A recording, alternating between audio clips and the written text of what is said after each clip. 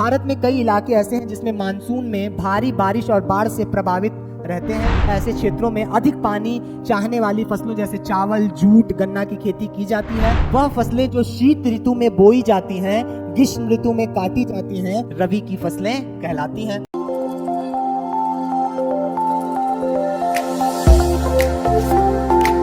स्वागत है आप सभी का एग्जाम 30 के प्लेटफॉर्म पे। आज के इस वीडियो में हम पढ़ने जा रहे हैं भारतीय कृषि के प्रकार के बारे में। हम जानते हैं भारतीय कृषि हमारे सिलेबस का भी महत्वपूर्ण हिस्सा है और भारत के सामाजिक आर्थिक स्ट्रक्चर को निर्धारित करने में भी कृषि का महत्वपूर्ण योगदान है। क्योंकि अगर कृषि का विकास होगा तो उद्योगों का विकास होगा, उद्योगों का विकास होगा तो सेवाओं का विकास होगा, और सेवाओं का विकास होगा तो सरकार के पास टैक्स कलेक्शन ज़्यादा बढ़ेगा, टैक्स कलेक्शन ज़्यादा होगा तो सरकार इंफ्रास्ट्रक्चर पे, डेवलपमेंट पे काम करेगी, इस पे काम करेगी तो बीमा उपलब्ध कराएगी, बीमा उपलब्ध कराएगी तो कृषि करने वाले किसानों को अगर कोई हैजार्ड्स होता है, कोई विपत्ति आती है या डिजास्टर आता है तो उनकी फसलों को नुकसान पहुंचने से बचाया जा सकेगा। सरकारें स्वास्थ्य सुविधाएं उपलब्ध कराएंगी, सड़क, अस्पताल, विश्वविद्यालय, अलग अलग महाविद्यालयों की स्थापना, इन सब का निर्माण सरकार हमारे और आपके ही द्वारा दिए गए टैक्सेशन सिस्टम से करती है। तो ये सब एक दूसरे से जुड़ी हुई चीजें हैं, ठीक है। तो आज जो हम पढ़ने जा रहे हैं वो भारत में कृषि पद्धति के बारे में पढ़ने जा रहे हैं। और इस वीडियो में जो आप पीपीटी पीछे देखेंगे ये काफ़ी वेल डेवलप अप्रोच के साथ तैयार किया गया है। ये पीपीटी एक अलग डायरेक्शन देगा आपको पढ़ने का, नोट्स बनाने का। वो चीज़ें आपको ना सिर्फ क्लास में दिखाई दे रही हैं कि आप पढ़ रहे हैं, बल्कि ये आपको प्रेरित भी करेंगी कि आप किस प्रकार से अपना सेल्फ नोट्स क्रिएट करें। यहाँ पे आपको हर प्रकार के एग्जामिनेशन के लिए इम्पोर्टेंट फैक्ट्स मिल जाएंगे विथ मैप और इमेजेस के साथ हम पढ़ेंगे भारत की कृषि। और इसमें देखिए यहाँ पे प्रश्न भी किया हुआ है, इस लड़के को देखिए, पूछ रहा है व्हाट इज कर्तन दहन खेती। ये कर्तन दहन खेती क्या होती है, एक्वापोनिक्स कृषि क्या होती है, यानी ये सवालों के साथ जवाब ढूंढ रहा है। और ये आप देखेंगे चाहे यूपीपीसीएस हो, यूपीएससी हो, ये किसी भी एग्जामिनेशन के लिए महत्वपूर्ण पोर्शन हो जाता है। तो आइए आज की इस क्लास को शुरू करते हैं। मेरा नाम रहबर नवाज है और हम डील करने जा रहे हैं भारत की कृषि, जो भारतीय अर्थव्यवस्था जीएस पेपर 3 का भी एक महत्वपूर्ण पोर्शन है और प्रीलिम्स का भी महत्वपूर्ण पोर्शन है, ठीक है। चलिए स्टार्ट करते हैं आज की क्लास। पहला है जलवायु और भौगोलिक स्थिति के अनुसार होती है कृषि पद्धति का चयन, यानी किस क्षेत्र में किस प्रकार की कृषि की जाएगी इसका निर्धारण वहाँ की जलवायु और भौगोलिक परिस्थितियाँ करती हैं। जैसे भारत में जलवायु के आधार पर कई प्रकार की खेती की जाती है। भारतीय कृषि को जलवायु के हिसाब से अलग अलग विभाजित किया गया है। मुख्य रूप से यहाँ की खेती को 3 सीजन में बांटा गया है, पहला रबी, दूसरा खरीफ, तीसरी जायद। अब यहाँ तुरंत देखिए चित्र लगा दी, यहाँ गेहूं बना हुआ है रबी की फसल में, यहाँ धान बना हुआ है खरीफ की फसल में, और यहाँ तरबूज और खीरे लगे हुए हैं, ककम्बर्स, किसमें जायद के लिए, ठीक है, जायद के फल हैं। तो ये 3 मौसम पाए जाते हैं भारत में। इसके लिए फसलों का वर्गीकरण भी किया गया है जिससे फसल विशेष की आवश्यकता के अनुसार उसकी खेती की जा सके। जैसे जलवायु, मिट्टी की प्रकृति और सिंचाई के पानी की उपलब्धता, यह मुख्य रूप से फसल के वर्गीकरण को प्रभावित करने वाले कारक होते हैं। यानी फसलों को प्रभावित करने वाला कारक जिनके आधार पर निर्धारित होता है कि कौन सी फसल उपजाई जाएगी, वो है पानी की उपलब्धता, मिट्टी की प्रकृति और फिर उसके बाद सिंचाई का साधन। जैसे पानी की उपलब्धता होने पर तीनों सीजन में मक्का की खेती की जा सकती है, जबकि मक्का को खरीफ सीजन की फसल में वर्गीकृत किया गया है। मौसम पर आधारित भारतीय कृषि को 3 फसली सीजन में ही बांटा गया है, रबी, खरीफ और जायद, ठीक है। चलते हैं। इसका एक एग्जाम्पल अगर हम लें, मान लीजिए एक एग्जाम्पल ले लें, तो यहाँ पे क्या कह रहा है, जहां जैसी मिट्टी और जलवायु वहां फसल। तो चलिए भारत का एक नक्शा बनाते हैं, अमूमन दक्षिण भारत का एक नक्शा मैं बना रहा हूं। अब ये बताइए, ये वाला पोर्शन केरल है, यहाँ दक्षिण पश्चिम मानसून आती है और दक्षिण पश्चिम मानसून ये जो आपका पश्चिमी घाट पर्वत है और ये पूर्वी घाट पर्वत है, इनसे टकरा करके सर्वाधिक वर्षा यहाँ करती है। सर्वाधिक वर्षा की वजह से मिट्टी की ऊपरी परत निच्छालित होकर के इसके ह्यूमस वगैरह कहाँ चले जाते हैं, निचली परत में चले जाते हैं। और निचली परत में चले जाने के बाद यहाँ आपका आयरन की उपलब्धता बढ़ जाती है। आयरन की उपलब्धता बढ़ जाती है तो ये हल्की लाल भी हो जाती है और इस मिट्टी को कहते हैं, जो केरल में पाई जाती है, लैटेराइट मृदा। लैटेराइट मृदा ये सर्वाधिक वर्षा वाले क्षेत्र में होता है, ये यहाँ भी देखने को मिलेगा। और यहाँ आपको गारो खासी, जैंतिया, मानसिन राम, चेरापूंजी वाले इलाके में भी आपको लैटेराइट मृदा मिलेगी। यहाँ जब शीत ऋतु में मानसून वापस लौटता है तो पूर्वी घाट पर्वत कोरोमंडल तट पे तमिलनाडु में सर्वाधिक वर्षा होती है, तो यहाँ पे भी लैटेराइट मृदा, यानी जहाँ सर्वाधिक वर्षा वहाँ लैटेराइट मृदा। और लैटेराइट मृदा का मतलब क्या, ईंट का उत्पादन होगा, ईंट उद्योग स्थापित होंगे और काजू की खेती अच्छे से की जा सकेगी। ठीक है, अब यहाँ पे देखिए, यहाँ पे पूरा पठारी इलाका है, यहाँ भौतिक और रासायनिक परिवर्तन होगा क्योंकि दरारी उद्भेदन से, लावा के निक्षेपण से ये दक्कन का पठार बना है और इसके निक्षेपण से इसमें कार्बोनिफेरस की मात्रा पाई जाएगी और ये काली मृदा हो जाएगी। इसके अंदर स्वतः जुताई का चरित्र पाया जाएगा। साथ ही साथ इसे रेगूर मृदा भी कहा जाता है। इसमें कपास की खेती अच्छे से होती है, गन्ने की खेती अच्छे से की जा सकती है। ठीक है, समझ गए। फिर उसके बाद देखिए, ये वेस्ट बंगाल, उड़ीसा और झारखंड और उत्तर प्रदेश, पूर्वी उत्तर प्रदेश, इन सभी इलाकों में क्या है, खादर मिट्टी पाई जाती है क्योंकि गंगा, यमुना और दामोदर, इन सब नदियों का संगम यहाँ बंगाल की खाड़ी में गिरता है और यहाँ पे जलोढ़ मृदा पाई जाती है। जलोढ़ मृदा नवीन मृदा होती है, अधिक उपजाऊ होती है। ठीक, तो यहाँ पे आपको धान की खेती सर्वाधिक मिलेगी। आप जानते हैं कि पश्चिम बंगाल में धान की खेती ज़्यादा होती है, वैसे ही यहाँ पे भी बारिश की अच्छी मात्रा मिलती है, तो केरल में भी धान। पूरा दक्षिण भारत में चावल की प्रधानता आप देखेंगे क्योंकि वहाँ सर्वाधिक वर्षा मिलती है। हर एक त्योहारों से भी चावल जुड़ा हुआ है, चाहे ओणम हो। अगर राजस्थान की बात देख लें तो यहाँ कम वर्षा होती है, मिट्टी कम उपजाऊ है, मोटी मिट्टी है, तो यहाँ पे मोटे अनाज उपजाए जाते हैं, बाजरा, मक्का वगैरह। ठीक है, अब आते हैं रबी की फसल। वह फसलें जो शीत ऋतु में बोई जाती हैं, ग्रीष्म ऋतु में काटी जाती हैं, रबी की फसलें कहलाती हैं। ऐसी फसलों को रबी की फसल ही कहा जाता है। भारत में सामान्यतः रबी की फसल अक्टूबर से नवंबर में बोई जाती है, सब प्रश्न आता है डायरेक्ट, और मार्च और अप्रैल में काटी जाती है। इन फसलों की बुआई के समय कम तापमान, जबकि पकते समय इसमें गर्म वातावरण होने की आवश्यकता होती है।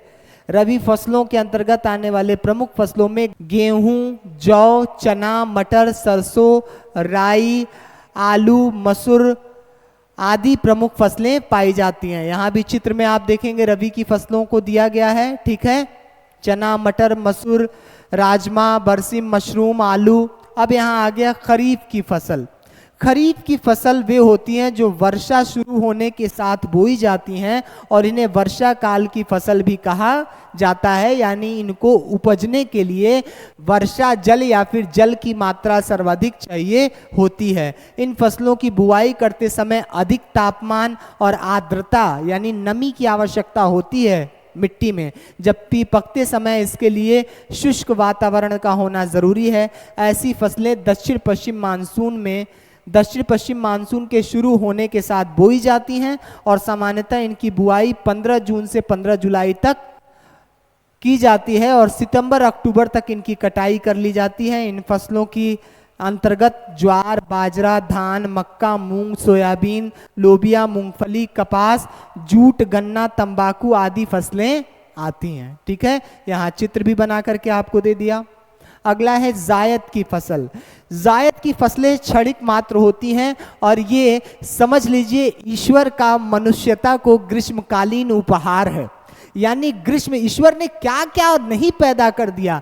आप देखिए, आप ईश्वर की कौन कौन सी कृपा को झुटलाएंगे। आप अगर गर्मी भरे मौसम में रहते हैं, पर्यावरण में रहते हैं, तो उसने खजूर दे दिए हैं, उसने आपको को नारियल का पानी प्रोवाइड कर दिया है, उसने आपको मोटे अनाज प्रोवाइड कर दिए हैं। अगर आप वर्षा ऋतु वाले जगहों पे रहते हैं तो उसने अलग अलग प्रकार के चावल की खेती करिए, अलग अलग पानी से उपजने वाले अलग अलग फसलों का उत्पादन हो रहा है। अगर गर्मी का सीजन सर्वाधिक बढ़ रहा है तो उसके लिए तरबूज है, केला है, खीरे हैं, अलग अलग चीजें ईश्वर ने प्रोवाइड किया है। तो सब ईश्वर की महिमा है। मैं जायद की फसल के टाइम को ग्रीष्मकालीन ईश्वरीय उपहार के रूप में समझता हूं, क्योंकि इस मौसम में बड़े अच्छे अच्छे फल फ्रूट्स खाने को मिलते हैं।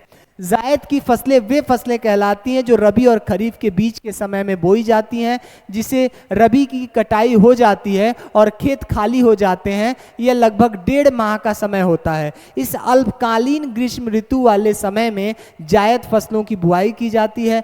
भारत में प्रायः ऐसी फसलों को मार्च की बुआई की जाती है और जून तक इन्हें काट लिया जाता है। जायद की खेती उन क्षेत्रों में काफ़ी अच्छी तरह से की जाती है जहां सिंचाई की पर्याप्त सुविधा हो। जायद की फसलों के अंतर्गत खरबूजा, ककड़ी, खीरा, करेला आदि की खेती की जाती है। इसके अलावा दलहन फसलों में मूंग, उड़द, कुल्थी भी उगाई जाती है, यानी दलहन की भी खेती इसी के साथ कर ली जाती है। यहाँ देखिए, अब है भारत में होने वाली विभिन्न प्रकार की कृषि।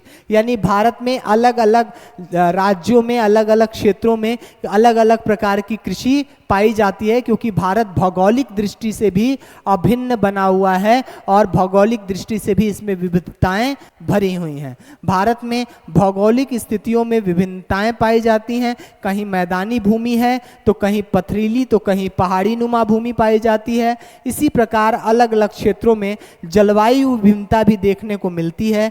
इस कारण से भारत में कई प्रकार की खेती की विविधताएं प्रचलित हैं, जो इस प्रकार से हैं। नेक्स्ट स्लाइड में हम देखेंगे। पहला आता है सब्सिडेंस फार्मिंग, निर्वाह खेती। यानी ऐसी खेती जिस पे अत्यधिक लोग निर्भर हों और उस भूमि पर काफी दबाव हो। ठीक है, तो क्या होता है, इस तरह की खेती जमीन के छोटे टुकड़ों पर होती है। इस तरह की खेती में आदिम औजार और परिवार और समुदाय के श्रम का इस्तेमाल किया जाता है। यानी परिवार के सभी लोग इसमें लगते हैं काम के लिए, जबकि आवश्यकता 2 की होती है, लगे 10 लोग होते हैं। यानी यहाँ पे शून्य उत्पादकता हो जाती है। यह खेती मुख्य रूप से मानसून पर और जमीन की प्राकृतिक उर्वरता पर निर्भर करती है। यानी सिंचित क्षेत्र नहीं होता है, यहाँ कृत्रिम रूप से पंपू सेट या नलकूप चला करके सिंचाई नहीं होती है और ना ही इसमें खाद डाले जाते हैं रासायनिक। सब कुछ प्रकृति पे छोड़ दिया जाता है। किसी विशेष स्थान की जलवायु को देखते हुए ही किसी फसल का चुनाव किया जाता है। इसे कर्तन दहन खेती भी कहा जाता है। इसके लिए जमीन के किसी टुकड़े की वनस्पति का पहले काटा जाता है और फिर उन्हें जला दिया जाता है। उससे मिलने वाली राख को मिट्टी में मिला दिया जाता है और फिर उस पर फसल उगाई जाती है। इस तरह की खेती से बस इतनी उपज होती है जिससे परिवार का पेट भर सके। 2-4 बार खेती करने के बाद उस जमीन को परती छोड़ दिया जाता है और फिर एक नई जमीन की खेती के लिए तैयार किया जाता है। इससे पहले वाली जमीन को इतना समय मिल जाता है कि प्राकृतिक तरीके से उसकी उर्वरता वापस लौट आए। यह एक व्यापक रूप से प्रचलित कृषि तकनीक है जो पूरे भारत में देखी जा सकती है। निर्वाह कृषि में सिंचाई सुविधाओं की कमी, सूखा, बाढ़ की क्षति को देखते हुए ऐसी कृषि में उन्नत बीज उर्वरकों और कीटनाशकों का कम इस्तेमाल किया जाता है। और ऐसी ही कृषि का एक और प्रकार है झूम कृषि, जो नॉर्थ ईस्ट में देखने को आपको मिलेगा। तो अब है बागवानी कृषि, हॉर्टिकल्चर। इसमें क्या होता है, इसमें फलों का, सब्जियों का उत्पादन किया जाता है। ये एक पूंजीकृत कृषि पद्धति है। बागवानी कृषि के अंतर्गत ऐसी फसलें आती हैं जो लंबी अवधि की होती हैं। इसके लिए बहुत बड़े क्षेत्र की आवश्यकता होती है। इस श्रेणी में रबड़, चाय, नारियल, कॉफ़ी, कोको, मसाले फसलें और फलों का उत्पादन शामिल है। इस प्रकार की कृषि के लिए बहुत अधिक पूंजी और श्रम की आवश्यकता होती है। कई कंपनियों और कारपोरेट घरानों द्वारा बड़ी मात्रा में जमीन को लीज पर लेकर ऐसी कृषि की जाती है, जबकि बागवानी में केवल एक फसल का उत्पादन ही किया जाता है, जैसे चाय बागान। केरल, असम, कर्नाटक और महाराष्ट्र में बागान काफ़ी फेमस हैं। एक ही फसल इसमें बोई जाती है बागवानी कृषि में। अगला है गहन कृषि, इंटेंसिव फार्मिंग। इंटेंसिव फार्मिंग क्या है? गहन कृषि को सघन कृषि भी कहा जाता है। सघन कृषि यानी सघन खेती या सघन सस्यन कृषि उत्पादन की वह प्रणाली है जिसमें कम जमीन में अधिक परिश्रम, पूंजी, उर्वरक या कीटनाशक आदि डालकर अधिक उत्पादन लिया जाता हो। यानी भूमि की उपलब्धता तो सीमित हो, लेकिन उसमें एक टेक्नोलॉजिकल डेवलपमेंट के साथ संकर बीजों का प्रयोग, रासायनिक खादों का प्रयोग और तरह तरह के नए उत्पाद और नई मशीनों का प्रयोग करके उत्पादन को बढ़ाने का प्रयास किया जाए, वो इंटेंसिव फार्मिंग कहलाती है। जस्ट लाइक यहाँ पे देखिए, ये देखिए पूरा इतना बड़ा फव्वारा है और एक साथ एक ही ट्रैक्टर है और पूरे क्षेत्र में सिंचाई कर रहा है, खाद छींट रहा है। इसमें से एक ही भूमि पर वर्ष में कई फसलें बोई जाती हैं। भारत में घनी आबादी वाले क्षेत्रों में इस प्रकार की कृषि देखी जा सकती है। यह हर संभव प्रयास करके पूंजी श्रम का उपयोग करके एक निश्चित समय अंतराल के दौरान अधिकतम संभव प्रयास के द्वारा उत्पादन को अधिकतम करने का प्रयास किया जाता है। सामान्यतः 200% से अधिक सस्य गहनता वाला क्षेत्र को गहन कृषि क्षेत्र माना जाता है। अगला है स्थानांतरित कृषि, यानी एक जगह कृषि करना, फिर उसको जला देना, फिर आगे बढ़ जाना, फिर यहाँ पे पेड़ पौधों को साफ करना और जलाना और आगे बढ़ जाना। ये अलग अलग राज्यों में अलग अलग नाम से ये कर्तन दहन कृषि, जिसको झूम कृषि भी कहते हैं, जानी जाती है। और ये मोस्टली वनों के उन्मूलन का भी प्रमुख कारण है। यही कारण है कि जब फॉरेस्ट रिपोर्ट आती है प्रत्येक 2 साल पे, तो आप नॉर्थ ईस्ट में देखेंगे वनों का आंकड़ा कम होता है। उसका कारण यही झूम कृषि, कर्तन और दहन कृषि है, जिसको स्थानांतरित कृषि भी कहते हैं। उपजाऊपन कम होने के बाद इसको छोड़कर दूसरे टुकड़े को ऐसी ही कृषि के लिए चुन लिया जाता है। इससे पहले के चुने गए टुकड़े पर वापस प्राकृतिक वनस्पति का विकास होता है। आमतौर पर 10 से 12 वर्ष और कभी कभी 40 से 50 वर्ष की अवधि में जमीन का पहला टुकड़ा प्राकृतिक वनस्पति से पुनः आच्छादित होकर सफाई और कृषि के लिए तैयार हो जाता है।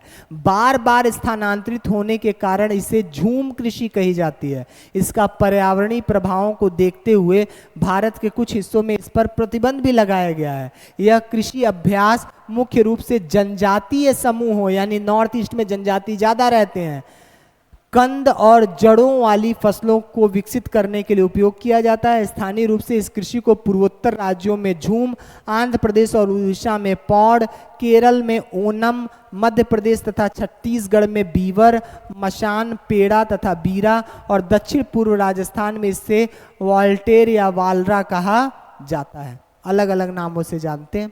अगला है वाणिज्यिक कृषि, कॉमर्शियल एग्रीकल्चर। ये क्या है? यहाँ देखिए आधुनिक मशीनों का प्रयोग किया जा रहा है। वाणिज्यिक कृषि, इसे व्यापारिक खेती भी कहते हैं, यानी व्यापार के लिए फसलों का चयन, हम सब कुछ आपको देंगे, आप एक बेहतर फसल उत्पादित करके हमें दीजिए ताकि हम उसको उद्योग में इस्तेमाल कर सकें। वाणिज्यिक खेती का लक्ष्य एक उच्च उपज वाली फसल का उत्पादन करना है, जिससे इससे दूसरे क्षेत्रों और देशों को निर्यात किया जा सके। इस श्रेणी में गेहूं हो सकता है, कपास, गन्ना, तंबाकू, मक्का। उत्तर प्रदेश, गुजरात, पंजाब, हरियाणा और महाराष्ट्र सहित अन्य राज्यों में नगद बिक्री के लिए फसलें उगाई जाती हैं, वाणिज्यिक कृषि की जाती है। उसके बाद है सूखी भूमि खेती, ड्राई लैंड फार्मिंग, यानी ऐसी भूमि पर खेती जहां की भूमि शुष्क हो चुकी है। इस प्रकार की खेती देश के शुष्क और रेगिस्तानी इलाकों में की जाती है। भारत में इस प्रकार की खेती को उत्तर पश्चिम और मध्य भारत समेत शुष्क भूमि वाले इलाकों में देखा जाता है। इसके अंतर्गत मोटे अनाजों में ज्वार, बाजरा, मटर जैसे कम पानी वाली फसलों को बोया जाता है। यहाँ देखिए, अब आ गया गीली भूमि की खेती। भारत में कई इलाके ऐसे हैं जिसमें मानसून में भारी बारिश और बाढ़ से प्रभावित रहते हैं। ऐसे क्षेत्रों में अधिक पानी चाहने वाली फसलों जैसे चावल, जूट, गन्ना की खेती की जाती है। भारत में प्रायः अच्छी तरह से सिंचित क्षेत्रों जैसे पूर्वोत्तर भारत, पश्चिमी घाट में इस प्रकार की खेती देखी जा सकती है। साथ ही साथ बिहार, झारखंड और पूर्वी उत्तर प्रदेश में भी ऐसी खेती होती है। अब है एक्वापॉनिक्स। क्या होती है एक्वापॉनिक्स? ये नई टेक्नोलॉजिकल डेवलपमेंट के साथ एग्रीकल्चर किया जा रहा है। ग्रीन हाउस बना करके भी किया जा रहा है इसका। तो एक्वापॉनिक्स तकनीक में पानी के टैंकों या छोटे तालाबों को तैयार किया जाता है और इसमें मछलियों को रखा जाता है। इन मछलियों के मल से पानी में उपस्थित अमोनिया की मात्रा में वृद्धि होती है और इस पानी को तैयार किए गए टैंक को डाल दिया जाता है। इस टैंक में मिट्टी की जगह प्राकृतिक फिल्टर को उपयोग में लाया जाता है तथा पौधे मिट्टी की जगह पानी से आवश्यक पोषक तत्वों को सोखते हैं। इसके बाद इस पानी को मछलियों के टैंक में वापस डाल दिया जाता है। यह क्रिया बार बार दोहराई जाती है जिससे पानी की बर्बादी नहीं होती है। इस तकनीक के इस्तेमाल से फसल को रेगिस्तानी, लवणीय, रेतीली, बर्फीली जैसी जगहों पर आसानी से उगाया जा सकता है। इससे देश में स्थित लाखों हेक्टेयर बंजर भूमि का उपयोग में लाया जा सकता है। ठीक है, तो आज के इस एपिसोड में इतना ही। Thanks for watching. देखते रहिए एग्जाम 30 ताकि आप तक पहुंचते रहे सही सूचना, सटीक जीएस प्रिपरेशन की स्ट्रैटेजी और आप अपने सफलता को प्राप्त कर सकें। जय हिंद, जय भारत।